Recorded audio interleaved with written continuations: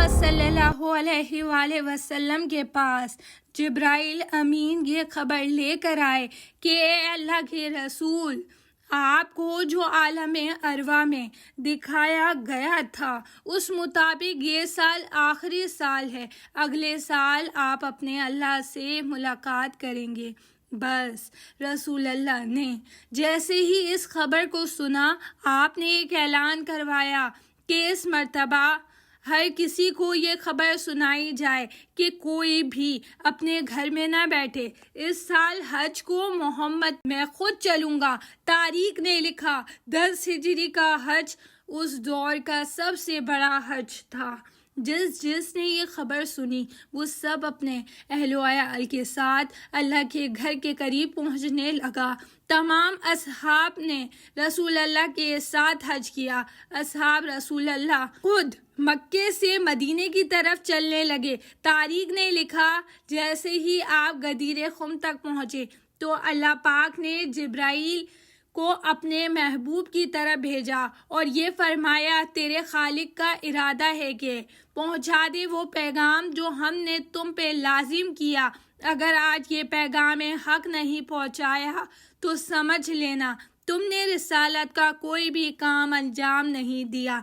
बस अल्लाह के रसूल ने ये हुक्म नाफिज किया, जो असहाब आगे चले गए हैं उनको बुलाया जाए और जो पीछे रह गए हैं उनका इंतज़ार किया जाए, क्योंकि अल्लाह की मर्ज़ी है कि मैं यहाँ एक खुतबा दूँ। वादी गदीर एक मरकज़ था, क्योंकि यहाँ से मदीने वाले मदीने की तरफ रवां होने थे और दूसरे अपने अपने गांव देहात को जाने थे। तभी अल्लाह ने उसी मैदान का इंतखाब किया। असहाब ने ये कहा, या रसूल अल्लाह, इस सहरा में मिंबर कैसे बनाएं?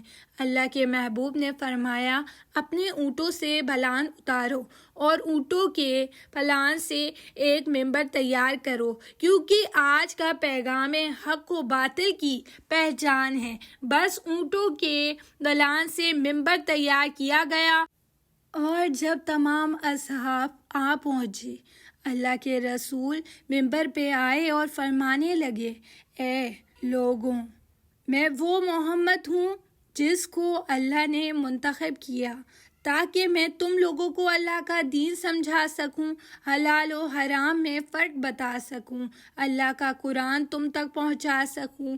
लेकिन अन करीब मैं तुम्हारे साथ नहीं रहूँगा। मेरा पैगाम रहेगा लेकिन तुम मुझे अपनी नज़रों से देख नहीं पाओगे। असहाब रोने लगे। इतनी देर में आपने फरमाया, अगर तुम चाहते हो कि रोज़े महशर आके मुझसे मिलो तो 2 चीज़ों को कभी ना भूलना, एक अल्लाह की किताब और दूसरी मेरी अहले बैत। अगर तुमने कुरान और अहले बैत को साथ रखा तो रोज़े महशर हौज़े कौसर पे मुझसे मिलोगे और मैं मोहम्मद तुम्हारी शिफात करूँगा। और फिर आपने अली इब्ने अबी तालिब अलैहिस्सलाम को मिंबर पे बुलाया और तमाम असहाब से मुखातिब हो के फरमाने लगे, बताओ मैं किस किस का मौला हूँ। हर कोई हाथों को उठा के कहने लगा, या रसूल अल्लाह आप हमारे मौला हैं, या रसूल अल्लाह आप हमारे आका हैं। फिर आपने अली इब्ने अली तालिब अलैहिस्सलाम का हाथ बुलंद करके फरमाया, मन कुन्तु मौला हूँ फ़हाज़ा अली मौला, जिसका मैं मौला हूँ उसका ये अली मौला। तमाम असहाब अल्लाहु अकबर की सदाएं बुलंद करने लगे। एक मुनाफिक आपसे कहने लगा, ए अल्लाह के रसूल, ये पैगाम आपने अपनी तरफ से सुनाया है या अल्लाह की तरफ से? अल्लाह के महबूब ने फरमाया, तू नहीं जानता कि मैं अल्लाह के हुक्म के बगैर अपनी ज़ुबान को हरकत तक नहीं देता। तो वो कहने लगा, ए अल्लाह के रसूल, अगर ये पैगाम अल्लाह की तरफ से है तो अल्लाह से कहें मुझ पे अज़ाब नाजिल करे। बस ये कहना था। इतनी देर में आसमान से एक पत्थर उस मुनाफिक के सर पे लगा और वो मुनाफिक فنار ہو گیا۔